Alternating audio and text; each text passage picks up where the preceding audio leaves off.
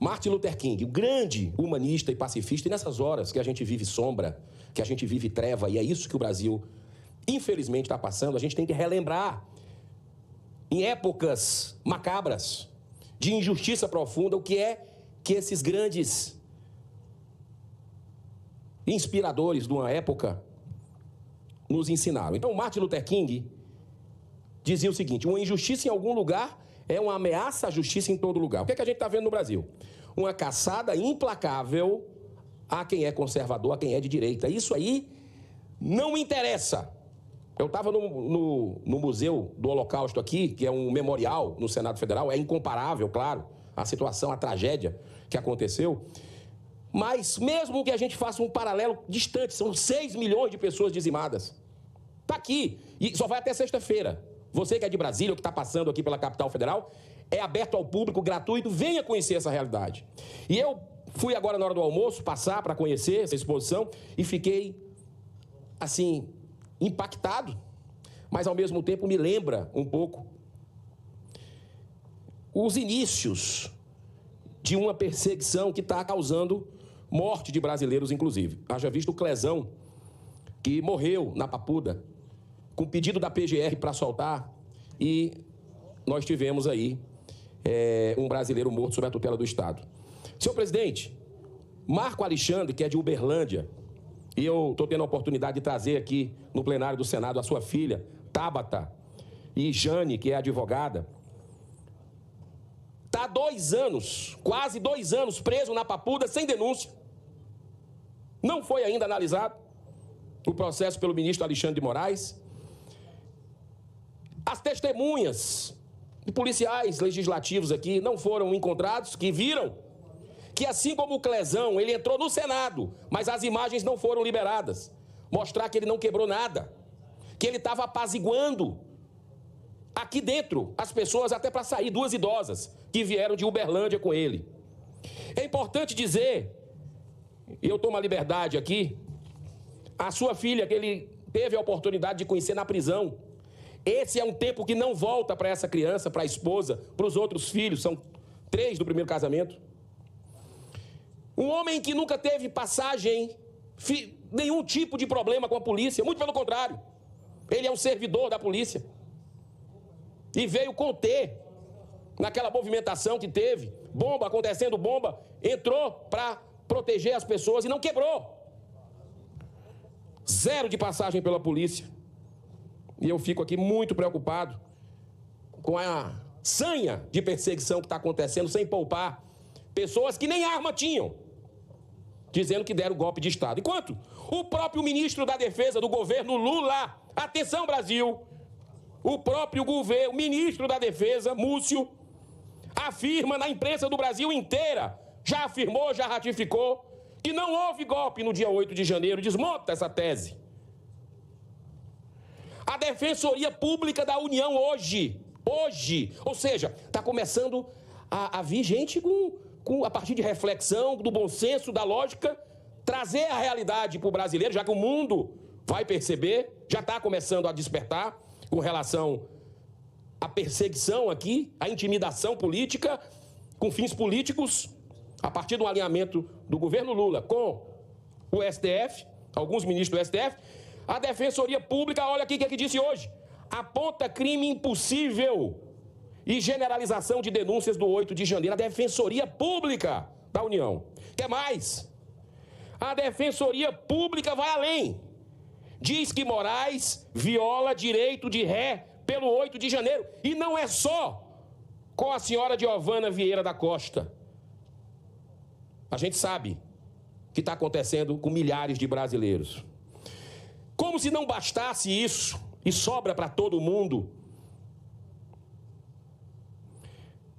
um dos veículos de comunicação independentes que coloca os 2 lados, hoje no Brasil, porque muitos chamados tradicionais só fazem colocar uma narrativa ditatorial hoje vigente na nossa nação. Olha só o que a Rádio Auriverde, através do comunicador Alexandre Pitoli, sofreu ontem de um veículo identificado, carimbado, veículo a serviço desse regime e que já, inclusive, vazou informações roubadas, que é a Intercept. Fez perguntas intimidatórias ao jornalista, querendo armar uma cama de gato. Cama de gato. Como a gente já viu dentro desse processo, outros veículos, até a prisão do Felipe Martins. Que jornalista veio dizer que ele viajou, armou a cama de gato para mandarem prender ilegalmente Felipe Martins. Isso vai dar muito o que falar. Muito o que falar no mundo. Essa prisão indevida, injusta. E aqui a Rádio Auriverde, o senhor Alexandre Pitoli, uma série de perguntas. Olha só as perguntas. O senhor defendeu Josiel Gomes de Macedo, foragido da justiça brasileira, após a condenação por participação dos atos golpistas, ou seja, já disse que foi golpista, a opinião, a pergunta já é uma pergunta capciosa. Atacou o trabalho da imprensa, no caso o repórter do Intercept, incluindo declarações do diretor de que o repórter assinou a reportagem, lhe despertava instintos primitivos. Detalhe, esse repórter foi à Argentina para, segundo está na matéria aí, fazer o que entregar de bandeja dos brasileiros exilados, porque são presos políticos, e que no desespero foram buscar asilo devido às injustiças do país, e o repórter vai na Argentina atrás do Brasil, fazer um trabalho a serviço de quem? A quem interessa essa perseguição implacável, covarde, que nós estamos vendo no Brasil contra pessoas que não tiveram passagem pela polícia. Aí vem mais perguntas, senhor presidente. Após essas afirmações, o Intercept faz uma série de perguntas de má fé, como: há alguma relação da emissora com grupos que prestam apoio aos foragidos da justiça brasileira, como a Associação de Famílias e Vítimas de 8 de Janeiro ou o Instituto Gritos de Liberdade? Olha, com todo respeito, lavem a boca para falar da ASFAV. Associação das Vítimas do 8 de Janeiro. A história vai mostrar. Associação séria, que presta serviço às famílias que estão com seus presos políticos. Como está na papuda até hoje. O senhor Marco Alexandre, de Uberlândia, 2 anos. Ele que veio se entregar, o senador Espiridião Amin veio se entregar espontaneamente, porque ele voltou para Uberlândia.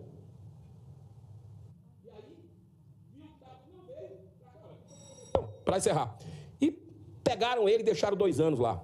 Como tem a Débora do Batom, que também vai ser julgada agora, como tem casos absurdos. Ou seja, olha a última pergunta aqui. A Rádio Auriverde presta algum tipo de apoio material aos foragidos? A emissora já exibiu pedido de doação a foragido? Tudo cama de gato. A caridade que se faz e se fazia outras épocas aí, dessa turma que está no poder e não quer anistia, mas teve anistia e não tem o mínimo de compaixão com a injustiça. Porque na época eles pegavam arma, a turma da esquerda. Arma, sequestrava banco, sequestrava embaixador, assaltava banco. E aí, não se prestava apoio, não tinha várias ONGs prestando apoio à turma da época da ditadura. Por que não pode agora? Porque são conservadores de direita. Por que não pode agora? Porque são conservadores de direita, mas na época podia prestar socorro às vítimas que tiveram suas vidas interrompidas, da família. Muitas vezes o trabalhador, o empreendedor que levava o dinheiro para casa está com a vida devastada por essa perseguição política de um tribunal político que nem sequer deveria estar julgando isso. Cadê a dupla jurisdição?